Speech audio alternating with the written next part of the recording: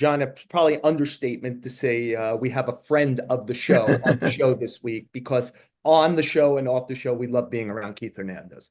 Fantastic. He's awesome. In the booth, away from the booth, was incredible on the field, should be in the Hall of Fame. Just a great guest and really, really looking forward to it. He not only a friend of the show, he might be the best friend of the show. And this is great timing, too, because the Mets are the story. Let's face it, in New York right now, the Yankees are about to clinch. We all know that. Mets have a little work to do. Yeah, he has that thing, John, that you and I love. He has an honesty gene. He just doesn't know how to Yes. be full of it, if so to speak. And I'm sure we'll love our time with him here. You and I will talk about those Mets and their haunted house in Atlanta. We'll dive into the Yankees a little bit. Also, Shohei Ohtani. We'll play hit and error at the end if you stick with us on the show with Joel Sherman and Jon Heyman.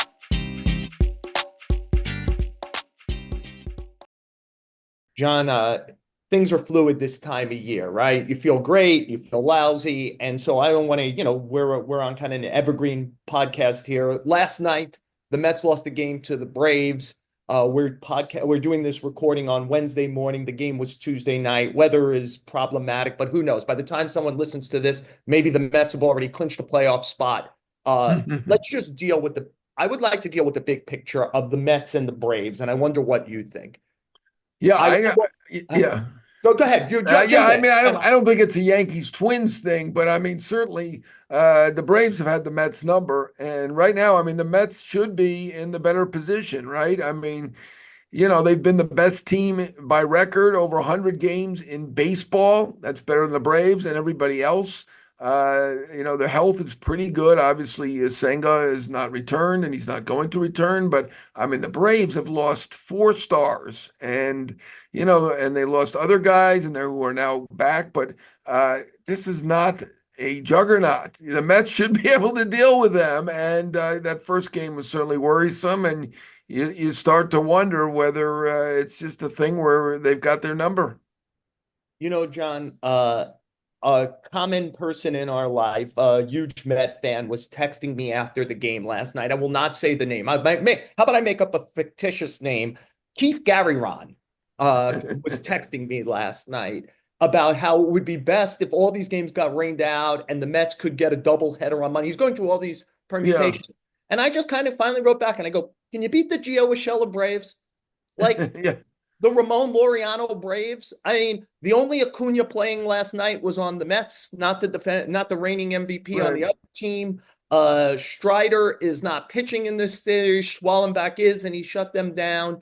John, you and I, unfortunately, are old enough to know we covered games. Then, at some point, the Red Sox had to beat the Yankees. And Right. once they did, they just kept beating them. And it took 80 years. This has been going on, especially since the late 90s. At some point, if the Mets aren't going to beat this version of the Braves, which will get back Riley and Strider next year and Acuna, and by the way, has a crafty front office that traded nothing for the guy who's going to win the Cy Young and Chris Sale Right. and signed Ronaldo Lopez on a shoestring. As much as you might not like Severino and Manaea, Atlanta did better. Yeah. In bringing in starting pitching, you got to beat out this team. Now, they might both beat out Arizona, but you've Right. got to beat out the Braves and stop dealing with haunted houses.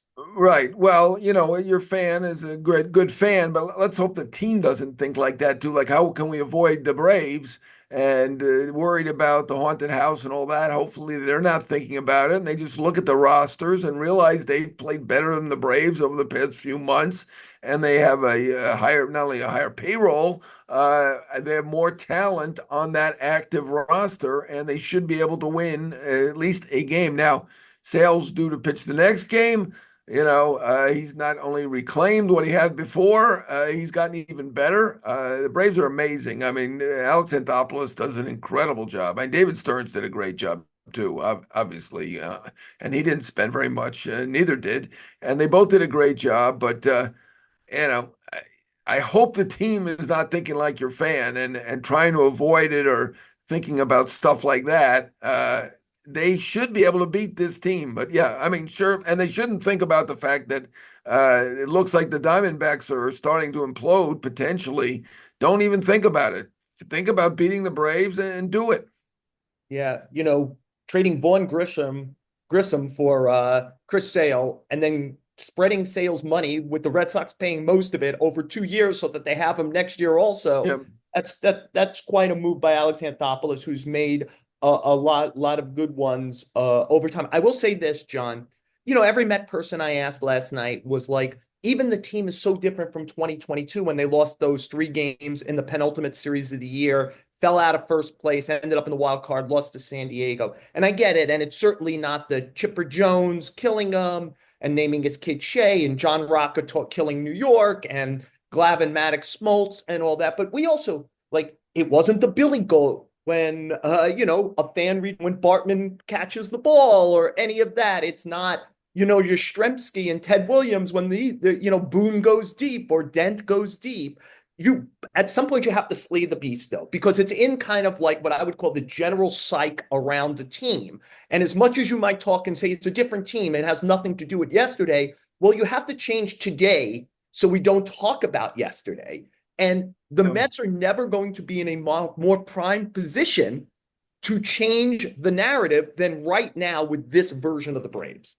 Yeah, I mean, it's a beast, but it's a wounded beast at this point. I mean, this is, they're a shell of themselves. To lose their best pitcher, to lose their, although Sale's pretty good as it turns out, but they lose their, what we thought was their best pitcher in Strider and their best all-around player in Acuna and probably their second best all-around player in Riley.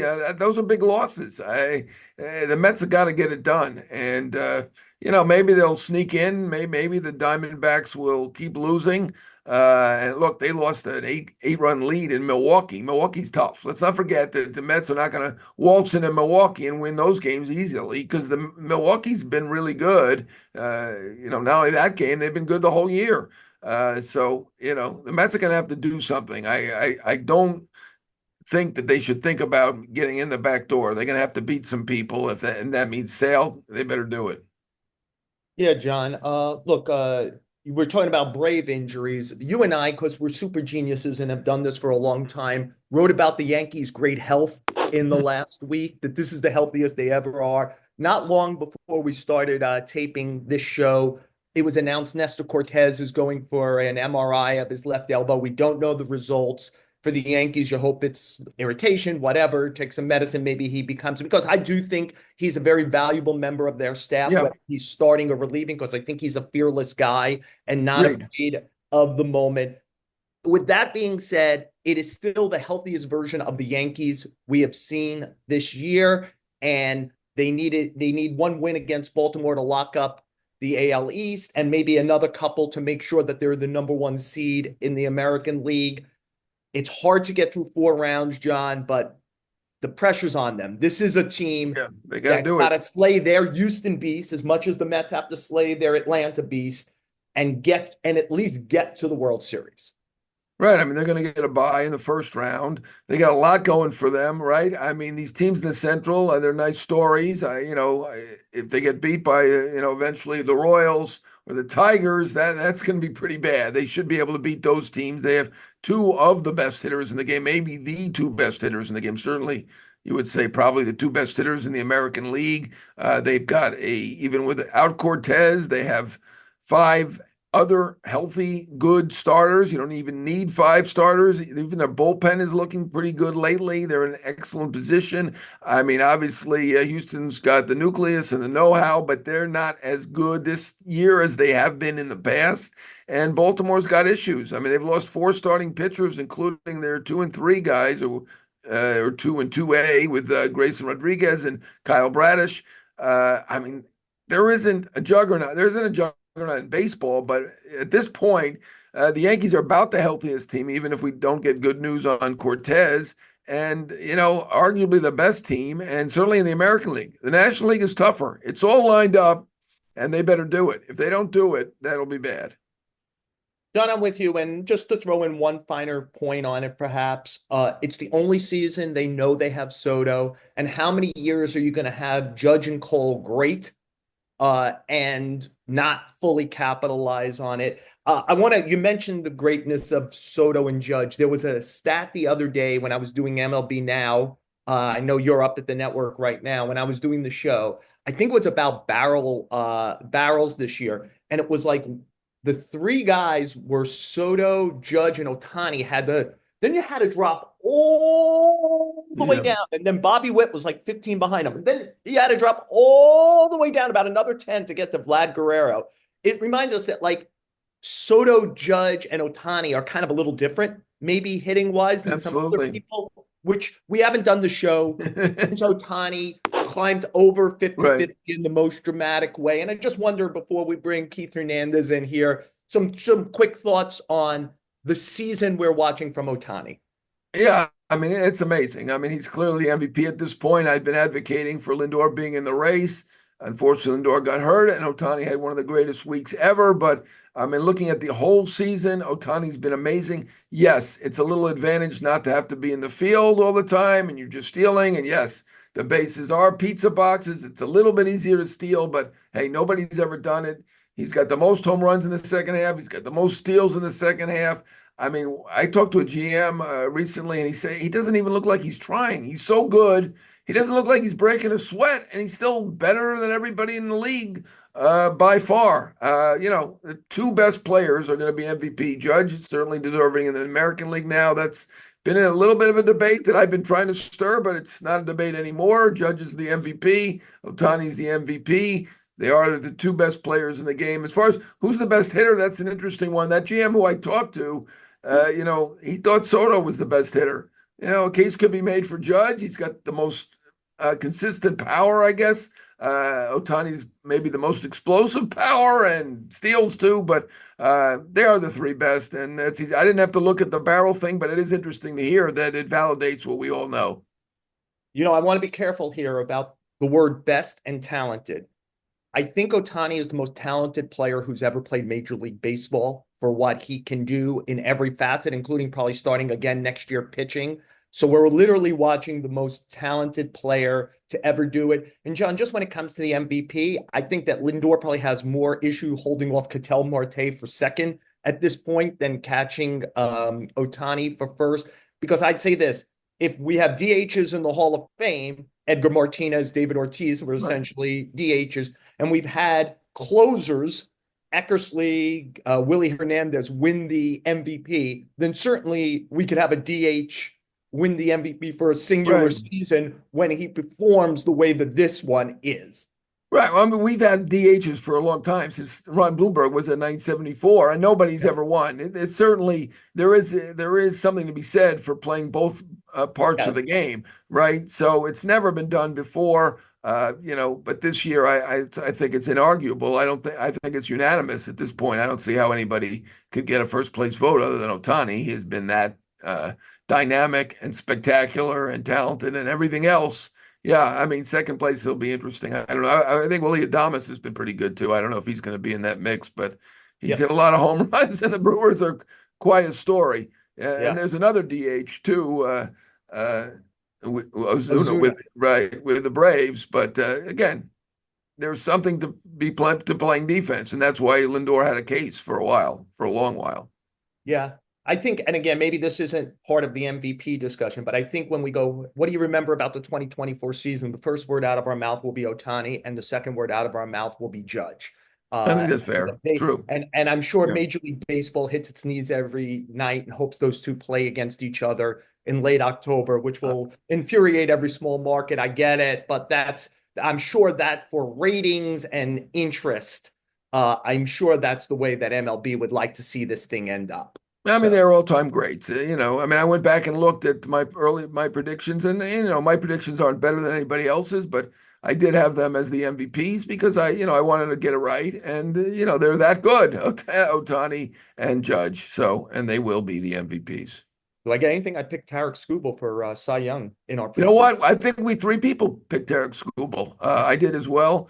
And the guy's fantastic. So he's the best pitcher in I think I picked baseball right Kyle now. Harrison though for National League Rookie of the Year. I Me don't think too. What that's were you looking at my paper? No, I'm just that's kidding. it's like That's school, not going John. to be right. I got through college just looking at the guy next to me. Thanks for being smart.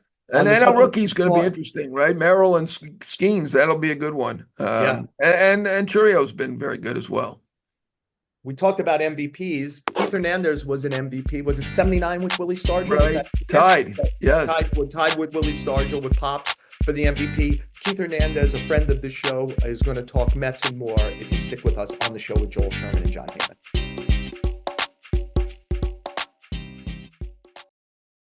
John and I are thrilled to be joined by one of our favorites, Keith Hernandez. If I have to start doing bio on Keith Hernandez, you're listening to the wrong podcast. It's Keith Hernandez. Keith, we were both in the ballpark. We're doing this on Wednesday morning. We were both in the ballpark on Tuesday, and the Mets lost to the Braves in Atlanta again. It's not unfamiliar. I wonder, do you believe that there are, in your career, did you even have it, places that haunt teams, and do you need to exercise it at some point to kind of get through it? Well, number one, it's a different team, but yes, it is like the Scarlet Letter, and I can harken back to my Cardinal days when I came up in '74, and the Cardinals traditionally would go on the 2 West Coast trips. Back in those days, when it was just 2 10-day 9-game trips, and the Cardinals would get blown away on the West Coast. And as I came through, we kind of inherited that, and we were very much aware of it because the press has to write, and the Cardinals don't play well on the West Coast. It's a fact. In '81, when we had the split season, when Whitey's first year managing, we went in there in August. And remember, we finished second in the first half with the record. And then we also finished second in the second half. So it was either 81, I'm pretty sure it was 81. I don't think it was 82. And the second trip in, and it was stretch time. And we went in there and had, with a little bit of trepidation and a little anxiety would be a better word. And we had a great West Coast trip, and we exercised the demons. We came off of that trip and said, okay. And from that point on, as long as I was a Cardinals, I've been 81, 82.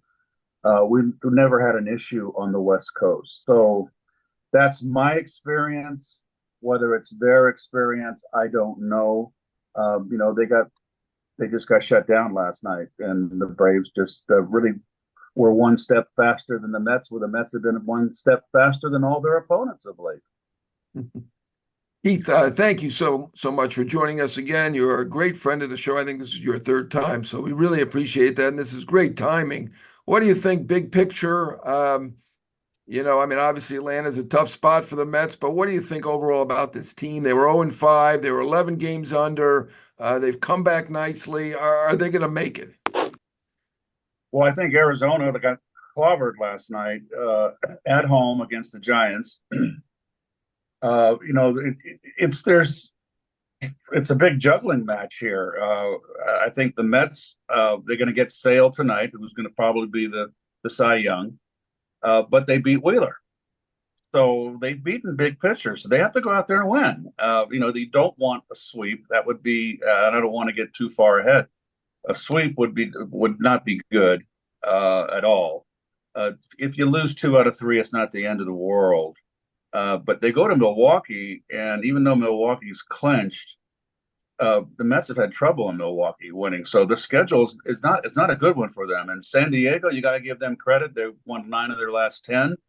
They're pretty much in the number 1 spot. So the battle is for the bottom 2, and that can go either way. And all of the 3 teams that are vying for the 2 spots, destiny's in their own hands. You go out and win, you're going to get in.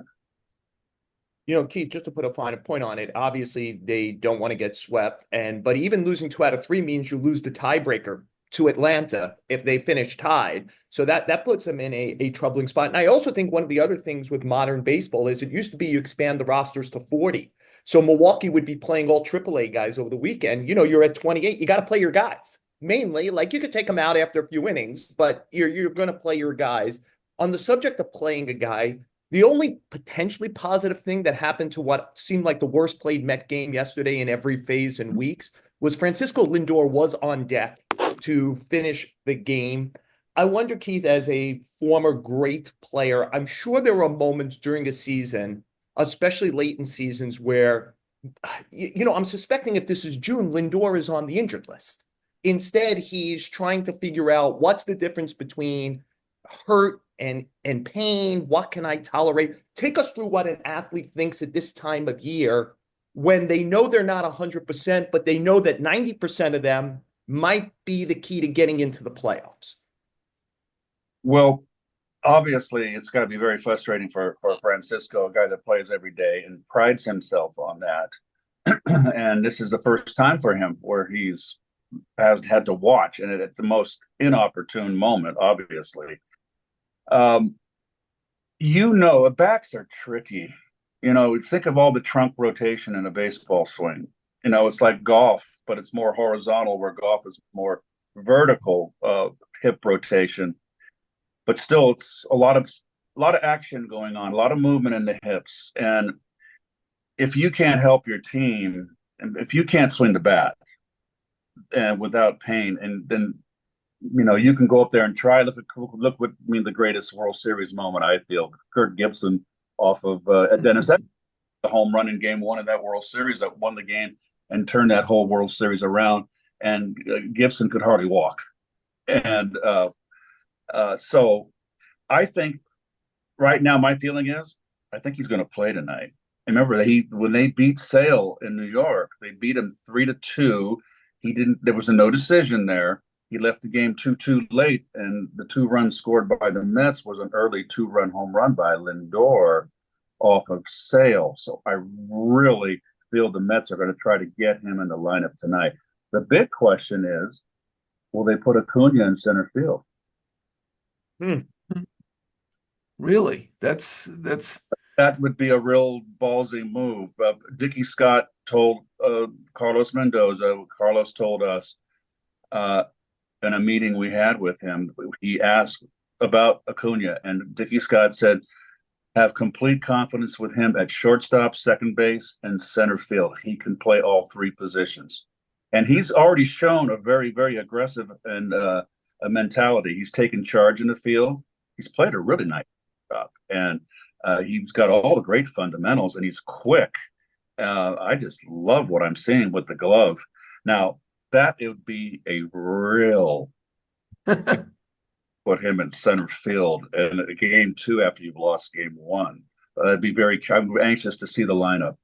Would you do? I mean, the guy had a 654 OPS at AAA. He slugged 1,000 his first week in the majors. I think they're just thinking this is a guy who was bored at AAA or something like that. Are there guys like that? Do you think he could be like that? I mean, are we looking at a guy who could be a star? I know it's only been a week. Are we looking at a guy who could be a star? And would you do that move? Would you put him in center? I would be very reluctant to do that. I think it's put a young kid out there on the road. But Carlos Mendoza is one that carries the flag and challenges his players, and I'm sure that he would welcome playing out there. But he'd never played there before. Obviously, every park he plays in is a new park for him. But with the DH, I like the 9th hitter being your second leadoff hitter, and he's got speed. And I think he's ideal for the 9 hole. And if he can, the Mets haven't really been tearing it up offensively, and they need every bat in there. And Bader's been struggling, and Carlos has basically sat down Martinez only because he's looked so bad at the plate and so lost at the plate. And Carlos said if he had just been in one of these slumps where he's just a little bit off, I would keep him in the lineup because he's a veteran and he's been here before, and he will rise to the occasion. But I must confess that he looks totally lost up there, and so he's gone with Taylor, and Taylor's done a hell of a job. Keith, Mendoza indicated yesterday that he thought J.D. Martinez would play both against Sale and Fried. So I'm curious to see if he does that. I'm curious, does Lindor ease back as the DH and they just keep Acuna at short? for a day. Didn't sound like that yesterday. Again, it sounded like if he plays, he's going to play shortstop. And it's interesting. I talked to Dickie Scott about like John's question. I said, was this guy bored in the minor leagues? And he said, cold early. And he said he thought he was carrying a lot of weight with the family name Acuna and that he had been traded for Scherzer and that it's actually been liberating for him to make the major leagues because it felt like he had to make the major leagues to justify the name and the trade and that this has eased the way for him. And you mentioned Mendoza. He's sitting here towards the end of the year. I'm suspecting the guy in Milwaukee is going to win Manager of the Year, but you've got to think about Carlos Mendoza. What do you think about the job he's done navigating what was an 0-5 start, 11 under 500 at some point, and here we are with a week left, well, less than a week left, and a chance to get in. Well, the 0-5 start to me is not it's insignificant. It's where they were in late May, and what the month they had in May, where you guys were here. I have never seen a team find a different way to lose in day out like they did in May, and for him to keep the demeanor and bring the Mets to where they are now. They went into last night, I think, from the June 1st, were 30 over 500, and they had picked up 10 games on the Phillies. Now they're 29. That's remarkable playing for the team. That is remarkable. So I think he's a strong contender. Everybody's saying the guy in Milwaukee. And another thing, too, what about Brian Snitker? This team has been beat up, and they've lost so many of their star players. And he's kept them in contention. I think he's being overlooked as well. I agree with you, Keith. Just before John jumps in, remember the only Acuna playing last night was for the Mets, not for Atlanta, and that's the reigning MVP. I'm sorry, John.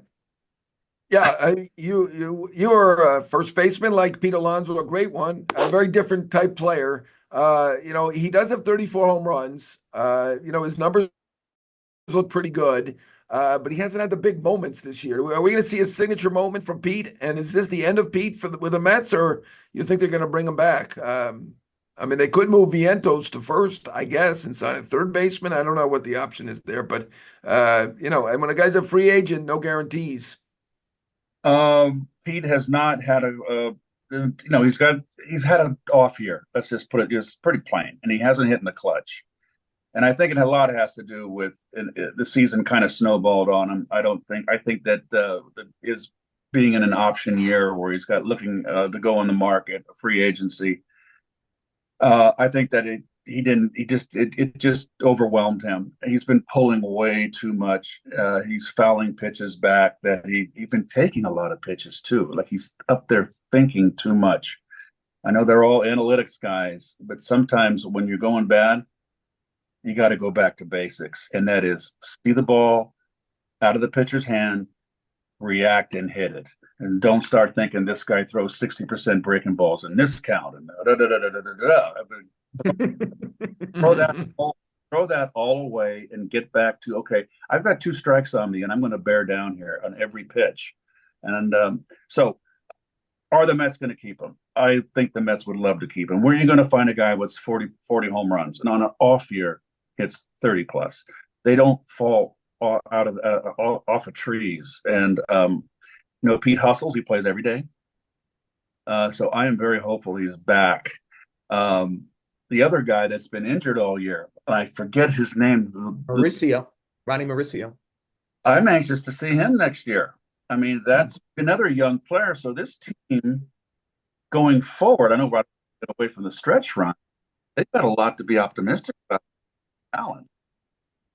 Keith, obviously you weren't a Met from the beginning, but you are associated with this team because of the playing, the announcing, and ultimately it leads to a retired number with the team. Do you think it matters anymore? Like, do you think it truly matters to Alonso when he'll sit down in an off season and say, I could be a number. If I do this, if I sign here, I'm a number up on a wall and I'm a forever linked to something. Or in this age of more transient playing, maybe it just doesn't matter all that much. I don't think Pete's thinking about that right now. You're in the moment. Certainly, I think more than anything that he would like, because he's a homegrown Met, would like to be. He's been here, and this has been building, and his team has improved, and looks like it's really pointed in the right direction. And to be a part of a Met team that would bring a championship home and get rid of this 38 years since 1986, I think that I think is a goal for him. But that's a team goal. He can't do it all by himself. But for me, that would be most important. I mean, it was when we won in '86. It was like, hey, only the '69 Mets had won before. We're the second team, and that was really a prideful thing. Your '86 team is looked on as one of the best teams in history. Won twice as many games as lost. Nobody's won 100 games this year. There is a lot of parity. But what do you think the Mets? I mean, they could get in I wouldn't say easily, but the chances look like maybe 75% that they get in. There's two spots for three teams, and they're ahead of the other two teams, so they're in good shape for that. In '86, you guys were a favorite. How do you look at this team? I mean, Minaya and Severino have been really good. Are they? I mean, they're obviously a threat to get in. Could they win the World Series, or would that be a miracle at this point? Well, I don't have a crystal ball. I mean, Red Shandy's told me when we went into the World Series in '82, my first World Series, and Red said, at the end of the day, it's the two best teams. They're here. They're not here by a fluke. They're the two best teams in the league, and that are going to play for each other. So it's never a cakewalk. So I don't know if the Mets can go all the way. The playoffs now are, there's so many tiers you got to get through. You can get bumped off. But, Minaya being the ace that he's been, and the emergence of Peterson, and, Severino will go out there and give you 6 solid innings. He didn't last night, unfortunately.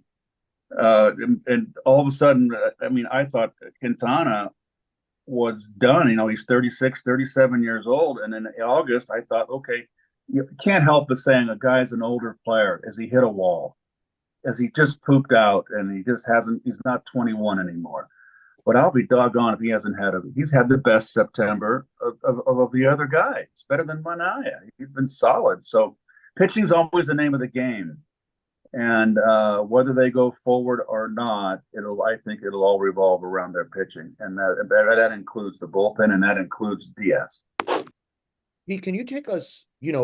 We know this from the way back when you were a player, certainly as an announcer. What a thoughtful guy you are, and how deeply you think about all this. There's a lot of drudgery between pitchers and catchers showing up in February and now.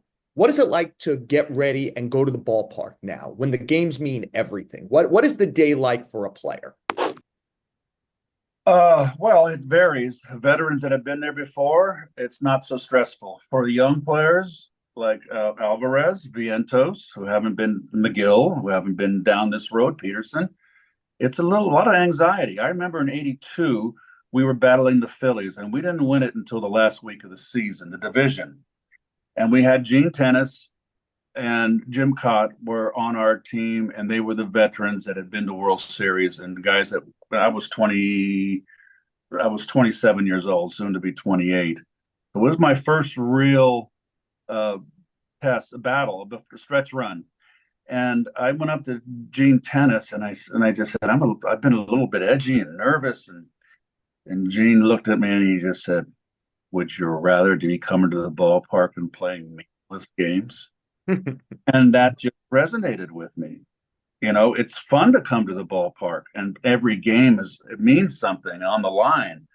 And for this team to be on the roll that they're on, they have momentum. Okay, they lost last night, and I know Met fans, the sky's falling, and Atlanta and all that. You got 2 more games to play. It's one day at a time, but you come to the park, and you're ready, and you're fired up and on point, and it's so much better than coming to the park being 20 games out with 6 weeks to play, 4 weeks to play, 2 weeks to play. You're kind of more or less playing for yourself at that point. I'm going to get my hits, and now you got something to fight for. I'm going to get that guy over. I'm going to drive this guy in. I'm going to be in the field. I'm going to make this play. That's going to be might be the difference in a ball game. It's just great fun. It's a very veteran team and still the highest payroll in the league, but there are some young players that, have made an impact on this team. And they've been a little bit up and down. I mean, Vientos, a godsend from an offensive standpoint. Nobody saw that. Alvarez, I think everybody believes that he's going to be a star, but he's been a little bit up and down. What do you see from those two as we hit here with 5 games to go? Do you feel confident in what they're going to be able to do here with the pressure on? I think they've got. I mean, Vientos is fine, and he's had a couple bad games at the plate. But you know what? He got 2 hits last night when no one hit. No one had an answer for Swellenbach. He did. He went to 2 hits to right field, a home run to right field. To me, he is not a liability in the field. That was more critical to me when he started playing him every day in the beginning. It was like, okay, how much is he going to hurt us defensively? Well, he hasn't. He's made all the plays. So I'm not so much worried about him. Francisco, he swings from his fanny and he pulls off. But you know what? He's dangerous because he takes his swings and you make a mistake and he can hurt you. He can be pitched to right now, and his average reflects that. But you make a mistake, he can put a hurt on you. So in other words, when he comes up in that lineup, he's hitting 7th or 8th. It's not a guy that's an 8th or 7th hitter that, okay, I can get this guy out. No, the pitcher has to really be on point and make his pitches to get him out because he can hurt you. So I don't know if he's going to come out of it this year. I hope he learns. He's been looks like he's been pretty stubborn. I haven't seen any adjustments from him.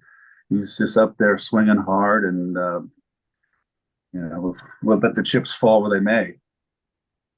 We've done 20 great minutes of Inside Baseball, and I always learn a lot from you. And this is why one of the reasons you guys have an incredible booth. I'm not going to say the best booth because I know that creates controversy in New York, but you have a great booth, and we appreciate that. And my apologies to Joel for this question because this is not an Inside Baseball question. This is a light question. You and I are both very close to Julia Louis-Dreyfus. Not really. I happened to live next door to me in college Right. in 1980. Yes, Willard Hall at Northwestern. And I just wanted to ask you, since I've never asked you before, what was the Seinfeld? Because I mean, those were some of the best episodes that you were on. What was that experience like for you? It was 1 week. It started Monday, flying to LA on Sunday, and you weren't done till Saturday night. And I had never acted before. That was my first acting experience. So I had a lot of lines I had to memorize, and I got help from Marsha Mason with that. But everybody was very helpful. The only guy that was a little edgy with me was Jason Alexander. And I've had to work my butt off. I'm talking if I'm him. To get to, I finally get I am a co-star, a major character, and as a success, I've had Frenches, and here's this guy coming from Major League Baseball, and he's never done anything, and he's a guest star, and I kind of got that vibe from him. My soliloquy in Jerry's apartment when they came in, when I had to interact with the three of them, and I said I pointed to the grassy knoll. In the episode, it's my voiceover, and they're showing the Zapruder film, or supposedly, if you recall. But I had to do that in front of a live audience, and there was around, I'd say, 100 people, and I was petrified, and I didn't screw it up. I mean, and that was a lot of lines. And after I did that, Jason came up to me. Alan shook my hand and said, "Nice job." Terrific. Wow. For all our younger viewers, Zapruder film was the film of JFK's assassination, and Marsha Mason was the goodbye girl. How'd you know Marsha Mason? She wasn't on the show, right? No, Marsha in New York. And I kind of went out for a while. We're very good friends to this day. She's a fabulous actress. And I called her. She was in Santa Fe, I believe, not Santa Fe or Taos. And I told her, and I read the script 3 days before I had to fly to LA, I said, I'm in over my head. And she told me that just do line one, line two, then line one, line two, line three, and keep going back to line one. And then she goes, make sure you read your lines before you go to bed because it'll absorb in your brain. Then when you get up in the morning, the first thing you do is have a cup of coffee and read your lines and then go to work. So that worked for me. I had so much lines in that. I was at the end of that week, I was exhausted. I was going to fly from LA and I went down to the Shutters on the beach in Santa Monica. And I stayed a whole extra week and just vegged out. I was we didn't realize we were going to do actors workshop here today. Keith, John thinks I don't like the non-baseball question, but that's not true. So I'm going to end with a semi-non-baseball question on the way out here. John mentioned your general age and Northwestern, all this stuff is you've done this for a long time. Whether you're the best or co-best in New York, you're the best in MLB. How long do you want to keep doing this? There is a commitment, of lots of games and your summer. How long does Keith Hernandez want to stay in a broadcast booth? Well, in a perfect world, I got one more year in my contract. I'll be doing 110 training. And then it's up to the SNY. If I come back, I'll be 70. Well, I'll be the next year. I'll be 72, October 20. We'll have their birthday.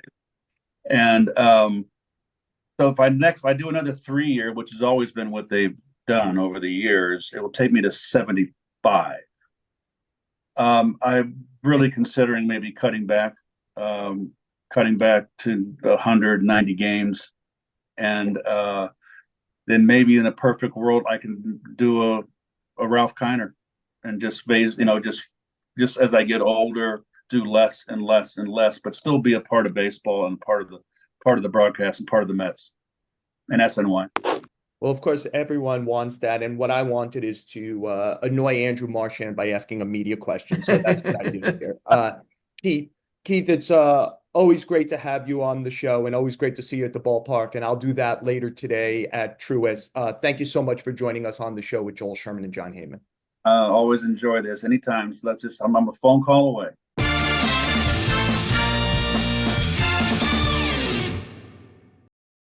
John and I, of course, thank Keith Hernandez. John, hit or error? Well, we're heading toward October. I'm in a good mood. I'm going to go a hit, and I'm going to give it to the Detroit Tigers, who look like they're going to be in. I mean, it's unbelievable. They were at one point 10 games out, and right now they're in excellent position to make it, thanks a little bit to the Twins falling down. The Royals have fallen down as well, but they look like they might make it as well. But Detroit, and they've got 3 games at the end against the White Sox, so I don't see them missing out. Give credit to friend of the show, AJ Hinch, who's done a terrific job. Obviously, Tarek Skubal's been amazing. The kids have something special going there. I don't know if they're a World Series threat, but it's a great story that the Detroit Tigers very likely to be in the playoffs. That's a real good one, John. The Tigers, the Mets, and the Astros really stand out for a reminder how long the season is, because all of them probably were written off at some point, and all 3 have very good chances. Well, we already know the Astros are in. The Tigers and Mets have a good shot at getting in. A team that's gotten in, Cleveland, the Guardians. I want to just give a little love to Emmanuel Clase. I don't know where he ends up on a Cy Young ballot or an MVP ballot, but for a team that lost its ace, Shane Bieber, and what is its traditional strength, which has been starting pitching over the years when they've made the playoffs, and have a great offensive player in Jose Ramirez, but not a great offense in total. They've won out of the bullpen. Some of that is about Cade Smith being one of the better setup men in the sport. But Emmanuel Clase has given up 5 earned runs this year and 72 in the 3rd inning. I mean, we see some pitchers give up 5 earned runs in an inning. He has given it up in 72 and a 3rd innings over the full year. It's a way, if you start figuring out, you mentioned the Tigers. I keep thinking, the Tigers getting a best 2 out of 3 and they could line it up. You could be down 1-0 because Tarek Skubal is starting a game, if they're playing Detroit or whoever they're playing in the tournament. The Guardians have a way, if they're ahead after 6 or 7 innings, where you could say, wow, the Guardians aren't that good, but what they're great at, and it's because of Clase at the end, who's having maybe, is this as good a relief year as anyone since Eckersley's great year? It's like in the conversation, Diaz's year a couple of years ago. It's a great relief season. Yeah, I mean, Zach Britton had a great season, but this is pretty amazing in this day and age to do this. Basically, been unhittable. It's a big advantage to have a great bullpen, and they do have that. They have the best reliever in the game. He should get some Cy Young consideration. I mean, Skubal is going to win. Lugo's been pretty good too. There have been other pitchers who've done well, but he should be right up there. He's been terrific. That's a good one, Joel. Yeah. Question of the year: Jon Heyman, Seinfeld, Keith Hernandez. I loved it. Thankfully that you lived across the hall from Julio Louis-Dreyfus in Northwestern, so it even pushed you a little further to ask that question. And I exaggerated. I mean, I barely said a couple words to her, and same thing with her. But she seemed very nice, and she was in one of my classes. She didn't go, but she was doing other things, more important things, learning how to be an actress. Whatever happened to her? Anything good? She was great in every show in Northwestern. She was the best, and I think continued on in the pros, so to speak. Yeah, I don't know whether it was Saturday Night Live while I was still trying to figure out how to write a sidebar in my junior year. I don't know, but an amazing actress, really fantastic, and a nice person as well. Yeah, I'm sure I'm in the small category that thinks that Veep is actually better than Seinfeld. Anyway, and she's great in both, obviously. Anyway, great every week is Tommy Hogan, our producer. Please give us a view on our YouTube, the New York Post YouTube page, Apple, Spotify, wherever you listen to your podcast. Rate and review us. And John, the next time we do a show, the baseball playoffs will be upon us. Somehow we got through another regular season. I love the journey with you. I love the journey with our fans. I hope they continue to stick with us on the show with Joel Sherman and Jon Heyman.